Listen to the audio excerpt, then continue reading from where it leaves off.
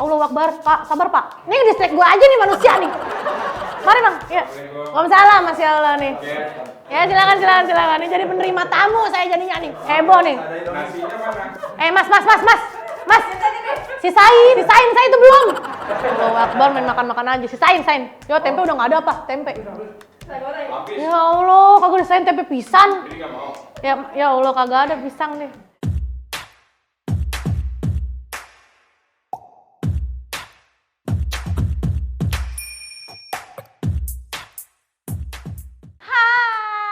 Pasti kembali lagi dengan bullying here. Kali ini aku akan bacain pertanyaan-pertanyaan dari murid se-Nusantara Indonesia Raya ya. Cus mulai. Bullying nggak apa sih yang bikin Bu Guru viral? Pertama kali viral itu sebenarnya pas dulu bikin konten make up. Jadi dulu tuh TikToknya isinya make up sama dance. Pertama kali FYP tuh pas make up. Isinya udah deh. Upload random, tau-tau yang muncul banget nih, yang viral banget nih malah pas ngajar. Bullying nggak Bu? Gimana rasanya dulu saya SMP sama Rachel P? Ibu kepengen tenar nggak kayak Buna? Udah pengen tenar, siapa sih nggak pengen tenar? Emang ada yang nggak pengen tenar nggak? Oh enggak, oke. Aku sih mau, kalau emang ada jalannya mau, kalau enggak ya udah nggak usah terlalu terobsesi lah. Cuman kalau emang ada jalannya ya udah cus. Dulu saya SMP sama Rachel P-nya biasa aja sih, kan dulu Rachel P-nya juga belum terkenal pas SMP kan. Dulu tuh dia orangnya lucu, polos-polos gitu, terus emang circle-nya mantep paruy. Yang bikin aku bisa temenan sama dia karena aku jadi tempat nyonteknya dia. Terus dulu gue pernah gue cabut ke kantin sama dia tuh. Bener-bener Rachel, ya Allah maaf ya Rachel, gue ceritain tuh. Tuh guru pernah kepikiran jadi kayak Kiki Saputri gak? Astagfirullahaladzim. Berhenti ngajar dan terjun ke entertain? Enggak. Kalaupun memang nanti kerjaan di entertain tuh makin banyak, aku gak bakal ninggalin ngajar. Ya minimal sehari 2 hari tetap ngajar lah. Iya sih berkurang sih ya, cuman ya jangan sampai ninggalin ngajar lah. Karena kan cita-cita banget wah kalau jadi guru tuh. Emangnya guru matematika itu dilarang sakit ya? Kok nggak pernah absen ngajar? Gini ya besti, guru matematika itu punya kekuatan supernova. Jadi mau hujan, badai, angin kencang, matahari terik, mau gimana pun kita tetap masuk karena kita adalah titisan ninja Hattori. Ya, jadi memang kenapa masuk mulu? Soalnya MTK itu materinya banyak, ya masuk mulu nih. Bu guru kayak nggak pernah marah ya. So tahu nih siapa yang bikin pertanyaan nih. So tahu nih. Biasanya ibu kalau marah kenapa? Ya kalau muridnya udah kebablasan, udah kebangetan tuh. Kemarin tuh terakhir marah tuh pas lagi bocah lagi pada ngerjain praktik bahasa Indonesia tuh, nyapain sholat Jumat. Udah tahu jam 12 teng, belum sholat Jumat juga dia. Murka gue. Hancur semua tuh. Heh. Keluar. Gitu aja sih. Sisanya mah yang tahu-tahu aja, jangan dipraktekin di sini. Hah, pengen tahu kepo kan? Keluar dari sekolah. Maksudnya keluar sholat Jumat, maksudnya keluar dari sekolah kesian amat, maksudnya gue ngeluarin bocah nih. Tapi muridnya tahu kalau itu lagi marah itu? Tahu bedanya, tahu marah mana enggak. Jadi emang karena kan selama ini kan emang vibes-nya tuh positif ya, ceria-ceria ya, masih kayak yang hahihu tiba-tiba marah, jadi mereka tahu kalau itu marah ya. Bu guru pernah mood swing pas masuk kelas? Guys, sering lah namanya perempuan, saya masih perempuan biasa masih suka mood swing, jangankan ke kelas sama Rehana ya suka mood swing gue. Nyikapinnya gimana Bu? Ngecas. Baterai HP kalau misalnya udah ngehang aja kita harus ngerut dulu kan. Sama kalau misalnya lagi mood swing aku lebih seneng ke ngecas. Butuh waktu buat sendiri. Habis itu napas gitu, napas diem. Gitu. Sampai maksudnya moodnya tuh baik lagi. Karena kan kita kalau misalnya marah juga kan butuh diem sebenarnya kan, biar nggak ada kata-kata jelek yang keluar. Sama kalau pas lagi mood swing juga mendingan diem dulu, minta waktu, kasih waktu buat sendiri dulu baru kembali mengajar ya. Jangan pas mood swing langsung masuk kelas, kesian muridnya. Enggak, kalau di kelas enggak. Kalau di kantor iya. Di kantor berantem mulu gue sama guru tuh. Enggak bercanda ya Bu. Ntar marah nih beneran nih. Ya bercanda nih gue. Bu guru punya pengalaman diajar guru killer dan pernah nyumpahin gurunya enggak? Astagfirullahaladzim. Ya Allah, pernah. Ya pernah ya, I'm sorry. Diajar guru killer. Banyak guru-guru yang eksak sih rata-rata killer, sama guru-guru yang hafalan gitu loh. Kayak guru sejarah, guru bahasa Indonesia pernah ketemu yang killer. Belum pernah kan lo? Pernah nggak lo? Ketemu guru killer tapi guru-guru yang bukan eksak. Biasanya kan kalau guru bahasa Indonesia, guru sejarah kan banyak cerita ya tentang keluarganya, tiba-tiba nggak belajar. Iya kan, tau-tau cerita apa ya tentang apa tiba-tiba nggak jadi belajar tuh. Kalau gue pernah tuh ketemu sama guru bahasa Indonesia tapi killer, galakin naudzubillah, suruh ngarang dia omelin ngarang nggak lu? Kalau nyumpahin guru nggak sih, nggak pernah. Cuman kalau ya dibagi-bagi dikit mah ada lah. Iya kalau misalnya enggak, kalau doain nggak pernah, insya Allah kagak pernah. Cuman kayak misalnya ya Allah nih orang ngasih tugas banyak amat, ya Allah udah kayak gitu. Terus kayak ini kenapa sih tugasnya banyak banget kayak gitu. Cuman kalau yang datang kayak lu preset tuh lu nggak pernah. Astagfirullahaladzim, jangan sampai kayak gitu ya. Selanjutnya apa sih motivasi Bu Guru ngajar seasik itu? Takut disumpahin muridnya.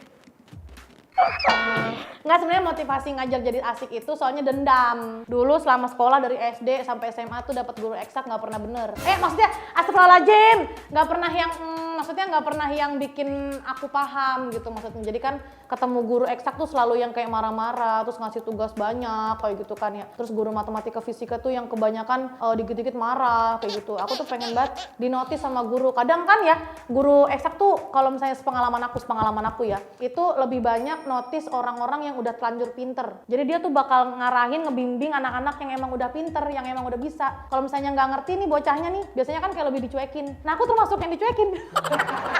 Jadi aku tuh pengen banget dinotis. Jadi kalau misalnya motivasi aku ngajar seasik itu karena memang dendam. Jadi pengen banget notis murid, jangan sampai nantinya ada aku yang selanjutnya yang emang sebenarnya pengen belajar, pengen bisa, tapi nggak diperhatiin sama gurunya. Jujur Lih, Cid, yang bikin pertanyaan mantep juga nih, jujur li aja lu. Metode ngajar Bu Guru pernah ditentang sama guru lain? Oh jelas, ini mah pro kontra pasti ada. Ya kalau aku sih nganggapnya kontranya itu sebagai wanti-wanti aku supaya nggak kebablasan nih ya.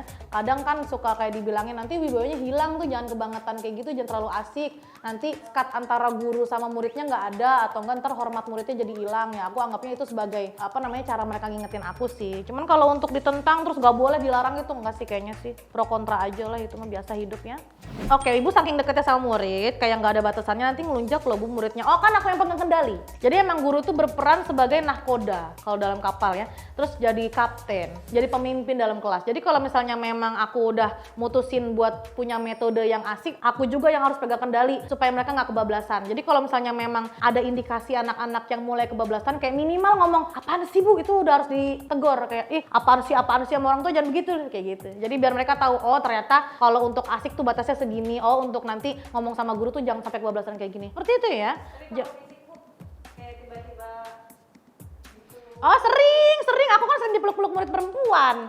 Jadi kan aku emang pengen banget ngasih mereka tuh sesuatu yang nggak mereka dapat di rumah. Jadi kayak misalnya mereka kurang pelukan, kan kita kan nggak pernah tahu ya anak tuh di rumah tuh anak yang seperti apa. Apakah dia ansos, apa dia tim rebahan, kurang kasih sayang sama orang tuanya. Nah aku tuh pengen banget ngasih sesuatu yang mereka nggak dapat di rumah. Kalau mereka butuh pelukan ya udah aku peluk gitu kan. Kalau misalnya dia butuh pendengar nih, dia maunya cerita, pokoknya didengerin aja gitu. Ya udah aku dengerin, oh iya gitu. Emang mesti banyak sabar kayak gitu. Laki misalnya jarang banget diajakin ngobrol sama maknya atau nggak jarang dijajanin, ya aku jajanin. Ke kantin bareng, makan bareng, kayak gitu sih ya. Kok Bu Guru bertahan jadi guru honorer, kan gajinya kecil ya. Ini sebenarnya guru honorer tuh yang bikin aku jadi guru itu alasannya emang bukan karena uang. Kalau emang dari awal aku kerja tuh orientasinya duit ya kerjanya nggak bakal jadi guru. Aku tahu banget dari zaman sekolah itu kalau jadi guru itu emang dari segi gaji yang segini ya, kecil ya. Cuman karena aku punya rasa dendam yang tadi udah aku ceritain ya, aku pengen banget ngenotis semua murid yang memang pengen bisa tapi biasanya nggak dapat perhatian, jadi akhirnya aku jadi guru. Seperti itu, jadi bukan karena uang. Kalau bagi kakanda, adinda yang memang tujuan kerjanya mau mencari uang banyak, jangan jadi guru ya Bapak Ibu kalau misalnya nggak kuat mental. berapa sih Bu? Sekecil. Ya Allah, buat bensin doang deh. Bensin sama parkir cukup. Sisanya pontang-panting loh. Tapi kalau ditanya sebenarnya cukup atau enggak, ya enggak. Karena emang itu aku tahu itu resikonya yang emang harus aku dapin kalau aku udah jadi guru kan. Itu sebabnya kenapa aku betah jadi guru honorer. Selain waktunya lebih fleksibel, aku juga kan bisa nyari tambahan-tambahan yang lain. Pontang-panting gue nyari tambahan-tambahan biar cukup. Cuman ya itu, jangan sampai ninggalin ngajar. Bu, emang harus ada sesi random talk ya di kelas? Oh iya, jelas, itu harus ada. Sebenarnya bukan sesi random talk sih yang aku kasih, tapi lebih ke free time. Jadi aku ngasih mereka tuh waktu istirahat. Karena aku ngerasain banget yang namanya abis belajar eksak, abis belajar hitungan, kayak matematika, fisika, baru kelar banget, apalagi guru-guru eksak kan suka mepet-mepetin waktu ya. Masih ada 10 menit nih latihan nih gitu kan. Pala masih panas nih, tiba-tiba guru yang selanjutnya udah dateng, itu tuh nggak ada jeda sama sekali otak anak. Maksudnya kita kan juga nggak pernah tahu ya anak tuh kapasitas otaknya tuh emang bisa dihantem terus atau memang butuh istirahat. Jadi emang aku sih yang bikin jedanya sendiri. Jadi aku misalnya ngajar matematika 3 jam nih, ya aku ngajar 2 jam setengah lah, ntar 20 menit terakhirnya aku jadiin kayak free time. Dan free time itu boleh digunakan untuk apapun. Mau buat tidur, mau buat ngobrol sama teman, mau main HP, mau mabar, yang penting jangan keluar kelas sampai guru selanjutnya datang. Mau kita ngobrol bareng, mau ngebahas apa kayak itu terserah. Kayak gitu ya. Jadi kalau random talk emang istilah dalam si free time-nya aja sih. Kelasnya kalau berisik nggak apa-apa itu? Nah itu dia. Itu resiko, karena kan aku juga pengen bikin mereka tuh ngasih mereka ruang sosialisasi yang lebih banyak. Umur-umur anak sekolah tuh umur-umur yang sangat tepat banget untuk membentuk ruang sosialisasi dan komunikasi mereka supaya bagus di dunia kerja kan. Kalau misalnya dari zaman sekolah aja kita udah minta mereka untuk introvert, takutnya mereka akan menjadi orang yang penakut nanti di luar sana kayak gitu. Tapi ya udah, karena emang tujuannya untuk membentuk ruang sosialisasi, kalau berisik ya udah. Maaf ya Bu, maaf. Tiap hari gitu, kayak maaf ya Bu, maaf berisik ya. Boleh nggak nih, nggak pernah bisa ngatur ya, nggak apa-apa ya Bu, maaf ya Bu gitu. Yang penting siswa bisa ada ruang buat ngobrol. Soalnya kita nggak tahu kalau misalnya si siswa di rumahnya dia ansos, dia menjadikan sekolah itu untuk ruang dia untuk komunikasi, terus kita nggak kasih juga. Kesian ntar dia jadi introvert sejak dini. Ibu pernah di-ship gak dengan guru lain? Pernah. Pertama kali ngajar di-shipnya sama seorang guru. Ya lo kalau diinget-inget ngeri tau, ngeri maksudnya ya gitu deh. Terus pas udah mulai agak-agak kelamaan mulai di-shipnya sama guru olahraga lah, sama TU lah, yang gitu-gitu namanya guru muda ya. Sama siapa aja di-ship, yang penting jangan sampai di-ship sama murid, tandanya itu memang udah kelewat batas, tandanya kedekatan kita udah mulai dipandang gak wajar. Tapi sejauh ini emang aku di-shipnya sama itu sih, kadang sama guru-guru yang emang masih belum nikah. Ini ada aja pertanyaannya. Apa kelakuan absurd murid kelas guru? Absurd semua, nggak ada terabsurd. Yang tiba-tiba bawa bekal pakai kaleng nastar, yang tiba-tiba sendoknya dari potongan botol aqua, terus kadang yang bikin bioskop pakai kaca pembesar, yang bikin tempat buat tidur tuh pakai hoarding, ada aja deh pokoknya. Yang main futsal dibatasin pakai lakban, yang main karet, nggak ada terabsurd semua emang. Yang paling berkesan buat Ibu. Soalnya semuanya berkesan, kan aku ngajar 2 sekolah ya, SMA sama SMK. Kalau yang di SMA tuh namanya Ameng, pasti kenal lah kalau nggak TikToknya pasti kenal lah, namanya Ameng. Terus kalau laki tuh ada Gazi, ada Dian. Dian apalagi tuh Dian tuh. Dia tuh bercandaannya gelap-gelap banget sih, kayak tim apa yang nggak lengkap? Ya tim, ya Allah astagfirullahaladzim. Jadi contoh ya Besti, itu kan sedih. Lanjut deh. Bu guru pernah manfaatin jabatan nggak, kayak nyuruh-nyuruh siswa beli makanan dan lain-lain? Manfaatin jabatan. Gue ke kantin bareng gue. Gak ada gue nyuruh-nyuruh, beli. Kecuali gini, misalnya aku lagi di sebuah momen yang memang aku lagi sama murid-murid nih, kayak misalnya lagi piket PPDB atau lagi istirahat bareng. Misalnya, ayo deh kita ke kantin nih, siapa aja yang jalan? Misalnya 2 orang dong yang jalan, yang lain nunggu, ya baru aku nitip. Aku nitip ini sama ini gitu, cuman gak yang nyuruh sih. Cuman kalau emang momennya itu makan bareng, biasanya aku lebih ke kantin bareng. Misalnya, Bu, ayo misalnya mau ke kantin nggak? Ke kantin bareng, beli Good Day Freeze bareng, nyeblak bareng. Kecuali gini, kalau misalnya ada guru yang nyuruh satu, aku ikut titip. Jatuhnya aku nitip juga nggak sih? Jatuhnya nyuruh juga ya? Jatuhnya nyuruh ya? Ya maaf deh. Makanya kalau lagi di kantor nih, misalnya kan Bu Anu nitip, beliin aku ini dong gitu kan ya. Beliin aku ini anu dong gitu. Aku juga nitip dong gitu. Nyuruh juga itu ya? Ya maaf deh. Bu, susah nggak sih ngajar dengan murid-murid zaman sekarang? Dan pernah dapat murid yang badung banget gak? Sebenarnya di tiap era pasti punya kesulitannya ya, karena kan guru sama murid kan emang hidup di 2 era yang berbeda ya gak sih ya? Jadi emang pasti tiap guru itu punya kesulitan untuk mengajar di era muridnya pada saat itu. Sama, aku pun ngajar di era yang sekarang juga pasti menemukan kesulitan, kayak hal-hal yang mereka jalanin sekarang tuh beda banget sama era aku kan. Zamannya dulu aku handphone masih kecil-kecil, sekarang handphone mereka udah layar semua, nggak ada pencetannya kayak gitu. Itu kan udah mulai perbedaan zaman juga kan. Cuman kalau aku pribadi gimana cara nanggepin hal kayak gitu, ya akunya yang harus banyak-banyak belajar. Bukan muridnya yang belajar untuk ada di era orang tua, tapi akunya yang banyak-banyak belajar di era anak muda. Kayak aku tuh udah mulai mempelajari apa yang menjadi kesukaan mereka. Kayak misalnya mereka suka K-pop, ya udah mau nggak mau aku belajar tuh. Apa itu BTS, kayak NCT ada berapa orang, kayak belajar deh gue ngap tuh. Terus kayak mereka tuh pakai handphone apa, speknya apa, terus mereka lagi suka apa, misalnya suka permainan apa, Mobile Legends, aku harus tahu tuh Mobile Legends tuh apa, PUBG apa gitu, mulai belajar. Jangan mereka yang dituntut kayak zaman saya dulu. Kan nggak mungkin, mereka kan nggak di era kita. Jadi kitanya harus menyesuaikan ke era mereka. Kalau dapat murid yang badung banget, pernah banget. Tiap angkatan tiap angkatan pasti ada yang badung banget. Perlu menjadi catatan bahwa biasanya murid yang badung banget itu adalah influencer di kelas. Mereka yang akan mempengaruhi teman-temannya. Jadi jangan sampai kita kalau ketemu sama murid yang badung banget justru makin dicuekin. Enggak, ke-influence tuh teman-temannya tuh. Misalnya nih, ada guru yang nyuekin anak yang badung banget itu. Tuh anak badung tuh bakal nyebarin ke yang lain. Itu guru kan pembenci banget tau. Masa mau gue aja, masa dia tuh gak punya hati gitu. Murid yang badung itu akan menginfluence ke teman sekelasnya. Jadi kalau ketemu murid yang badung justru harus pintar-pintar ambil hatinya. Emang susah sih, susah. Cuman ya kalau udah bisa, mantap. Ibu kan founder Beat Dance Team nih, dan juga mantan dancer. Maaf, bukan mantan ya, masih dancer saya. Masih nari ya. Apa prestasi ibu guru selama di Jadi teman-teman ya, sedikit saya menjelaskan bahwa Beat Dance Team adalah komunitas yang saya buat tahun 2012 ya, tepatnya tanggal 30 November 2012 ya. Kebetulan komunitas itu aku bikin dari awalnya itu ekskul. Jadi aku tuh baru banget masuk ke kelas 3, terus aku bikin ekskul di sana karena belum ada ekskul dance. Tapi karena memang mengembangkan kegiatan-kegiatan yang non akademis itu kan susah ya kalau di sekolah ya, emang harus ada prestasi dulu baru didukung sama sekolah. Akhirnya kita mencoba keluar lah bikin komunitas tuh. Jadi cerita sejarah nih gue. Nah, semenjak jadi komunitas tuh baru tuh aku aktif di Beat sebagai founder, terus koreografer juga, editor juga. Pokoknya dulu kerja sendiri sampai sekarang akhirnya punya anak-anak yang luar biasa. Kemudian prestasi yang memang menjadi kebanggaan aku adalah di tahun 2015 itu udah mulai banyak ikut kompetisi TV kayak di lomba-lomba TV, terus habis itu jadi penari-penari latar di TV juga, back dancer. Nah, rawan nih gue nyebutnya nih. Terus habis itu ya lomba-lomba nasional, tingkat nasional. Terus yang terakhir banget, terbaru banget, aku baru aja, tapi itu tahun 2020 ya, itu menang 7 besar bawa nama Indonesia ke All Generation Championship Online Dance Competition yang ke Korea. Tapi yang nggak berangkat karena waktu itu kan lagi pandemi. Mungkin kalau misalnya nggak pandemi berangkat gue insya Allah. Dari dance juga kan aku juga akhirnya bisa jadi salah satu penari opening ceremony di Asian Games 2018. Habis itu ikut lomba-lomba yang membawa nama pemerintahan kayak IOD kayak gitu-gitu deh. Banyak sebenarnya kalau disebutin satu-satu bisa sampai subuh gitu nih. Kalau Asian Games itu karena itu kan audisinya bawa nama individu ya, nggak bawa nama tim. Kalau aku kebagiannya mirror, jadi memang part yang modern dance-nya. Karena kan di opening ceremony kan banyak tuh, ada yang tari samannya, ada yang water, ada yang nari daerahnya full nari daerah. Nah aku kebagian nari modern yang di akhir banget itu. Apa sih kekurangan Bu Guru yang justru jadi motivasi? Kaki. Karena aku terakhir disabilitas. Jadi memang kaki aku tuh dari lahir itu agak panjang sebelah, yang sebelah kanan lebih panjang, yang sebelah kiri lebih pendek.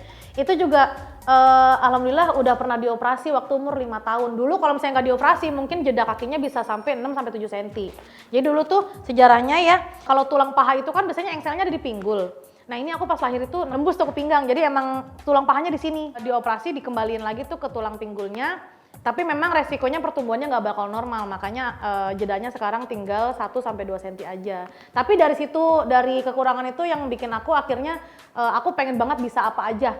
Mau jadi pemimpin, mau ngajar, mau nari, ada ekskul rohis, ikut ekskul rohis, pengen bisa nyanyi, pengen bisa ini itu. Karena aku pengen banget jadi motivasi ke orang-orang supaya mereka tuh lebih bersyukur sama apa yang mereka punya. Bahwasanya setiap kekurangan itu pasti akan ada kelebihannya. Kasih tips gitu jadi guru yang disayang murid. Pertama, berikan impresi yang baik di awal pertemuan ngajar. Jadi memang jadi guru yang disayang itu nggak semata-mata kalian di tengah langsung jadi so asik, enggak. Itu harus dibentuk dari awal pertama kali ketemu.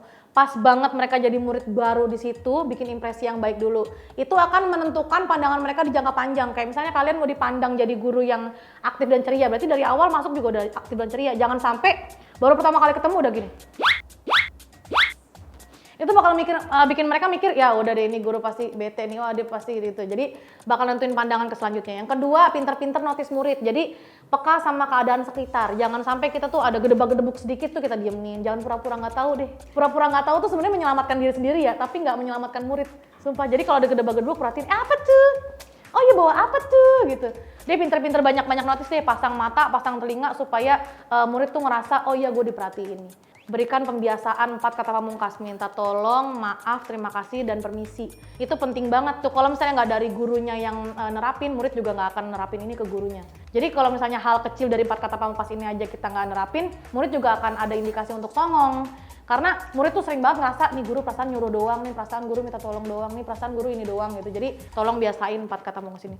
Selanjutnya kembali ke metode masing-masing, kalian mau dipandang jadi guru yang seperti apa. Dan memang hal yang menjadi kedekatan itu nggak cuman dari gurunya aja sih, emang murid-muridnya juga punya peran. Jadi kalau emang muridnya dasarnya songong mah tetep aja susah. Bye. Apa makna murid buat Bu Guru Sumber Happy? Karena mau ada masalah apapun, mau gue punya utang kek, mau utang gue banyak kek, masalah gue apa kek, mau berantem sama Rehan kek, ketemu murid tetap aja gue happy-happy aja, ketawa-ketawa aja. Pesan-pesan untuk guru-guru ya, jadikanlah murid itu sebagai prioritas utama. Maksudnya kan kalau jadi guru kan orientasinya macem-macem ya. Kadang ada orang yang memang terjun jadi guru tuh ngincer PNS-nya. Ada juga yang orang tuh jadi guru ngincer karena jenjang karirnya misalnya. Atau enggak orang jadi guru tuh orientasinya memang lebih ke orientasi waktunya. Misalnya dia pengen waktunya lebih fleksibel. Cuman kalau dari aku pribadi, kenapa akhirnya dipandang sebagai guru yang disayang sama murid? Karena memang aku memprioritaskan murid. Gimana caranya aku lebih banyak kasih perhatian ke murid walaupun aku banyak ditentang sama orang, banyak dikasih komen kontra sama guru-guru lain, tapi aku tetap memprioritaskan murid. Jadi itulah pesan-pesan aku buat kalian, yang penting tetap semangat, sehat selalu, dan terima kasih untuk perjuangannya para guru honorer. I love you. Boleh nggak? Oke. Satu lagi. Oke. Mau dilanjutkan segmen berikut ya. Oke. Jika punya kesempatan memperbaiki tubuh, ibu mau merubah badan lah, semua lah. Siapa sih nggak mau punya badan ideal? Tapi kalau misalnya emang Allah mengizinkan, pengen banget punya kaki normal, karena pengen banget ngerasain kayak orang-orang, nyari celana nggak susah, nyari sepatu nggak susah. Karena kan dari kaki aku yang kekurangan ini, jujur li ya, kaki aku tuh jadi punya ukuran yang beda. Yang kiri 41, kanan 40. Puyeng nggak lo? Nyari sepatu susah, Wak. Maksudnya nyari sepatu tuh ya udah satu ukuran 41. Jadi lebih lebar yang kiri, jadinya di bawah. Yang kanan lebih kecil, tapi kalau panjangan yang kanan, ribet kan lo nyari celana. Mau ukuran 34 misalnya, di kanannya pas, di kirinya kepanjangan. Gak apa-apa dah, memang harus itu. Enggak, lebih ke 41-nya. Jadi biarkanlah kanan yang kelonggaran, yang penting kiri pas. Jadi ngambil yang emang ukuran paling gede, yang memang lebih nyaman. Sama kayak celana, lebih milih untuk nyari ukuran celana yang ukurannya pas di sebelah kanan, biarin yang kirinya kedodoran. Seandainya Bu Guru dapat uang kaget, ya Allah amin kek, ya Allah amin. Bisa beli barang apa aja? Enggak beli barang gue. Bikin studio. Sumpah pengen banget punya sanggar. Kebetulan emang lagi ada tanah dijual. Jangan dibeli, itu punya gua. Buat gua, ya Allah semoga beli ya. Jadi ada tanah dijual dan emang itu target aku banget. Kalau emang seandainya tiba-tiba beneran dapat uang kaget nih, pengen gua beli tuh tanah, gua jadiin aula sih sebenarnya sih. Jadi memang bisa buat jadi garasi mobil, bisa jadi ruang kumpul keluarga, bisa jadi studio. Jadi pengen bikin ruang serbaguna gitu sih. Nggak banda gue yang bebanda ntar dulu deh ya. Yang penting tanah.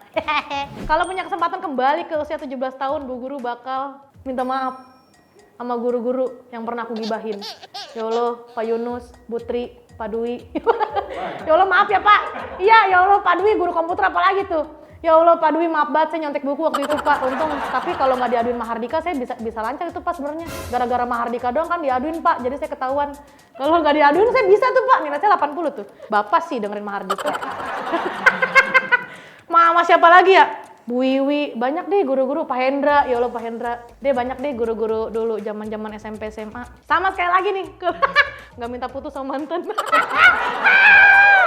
Gila minta putus zaman 17 tahun, putusnya sampai sekarang, udah aja deh. Jujur li, Bu Guru paling nggak suka kalau lihat murid pura-pura budeg.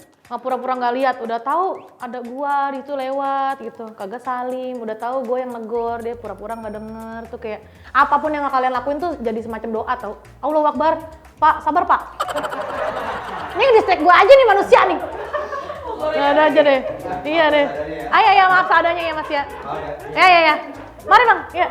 Waalaikumsalam Mas ya Allah nih. Oh lihat muridnya ya. Ya silakan. Ini jadi penerima tamu saya jadinya nih. Heboh nih. Mas. Sisain saya itu belum. Allahu Akbar main makan aja. Sisain. Yo tempe udah nggak ada apa? Tempe. Ya Allah, kagak disain tempe pisang. Ya Allah kagak ada pisang nih. Ini terakhir. Kalau Bu Guru punya kesempatan sekali lagi buat ketemu seseorang, 2. Yang satu ke Pak Yunus, itu guru fisika yang mendoktrin saya akhirnya jadi ngambil jurusan pendidikan. Saya nggak tahu dia di mana sekarang, mau nyari tahu juga sih. Mau bilang makasih sama minta maaf sama Pak Yunus, karena dari Pak Yunus juga akhirnya saya bisa rame amat nih BTW nih, jadi banyak nih orang. Ya terus yang kedua saya mau ketemu sama mantan saya yang berinisial DN. Saya minta maaf juga, udah minta maaf doang. Enggak. Oke DN deh. Ini mancing aja nih Mas nih. Udah deh. Inisialnya DN, saya mau minta maaf sama dia ya kalau misalnya saya banyak salah, kalau misalnya dulu sempat minta putus, nyesel sih. Iya, enggak, canda. Oke, jadi itu tadi pertanyaan-pertanyaan dari netizen dan murid-murid online sejagat Nusantara Indonesia. Ya, jangan lupa tonton konten Yakin Tahu di official Trans 7 dan jangan lupa follow akun IG Buling juga ya. Belum rame tuh ramein. Di Kalingga BDT, di TikTok Kalingga BDT, di IG juga Kalingga BDT. Terima kasih, mohon maaf kalau ada salah kata, terima kasih untuk semuanya. Jangan lupa tempe saya diadain lagi. Bye-bye, assalamualaikum warahmatullahi wabarakatuh.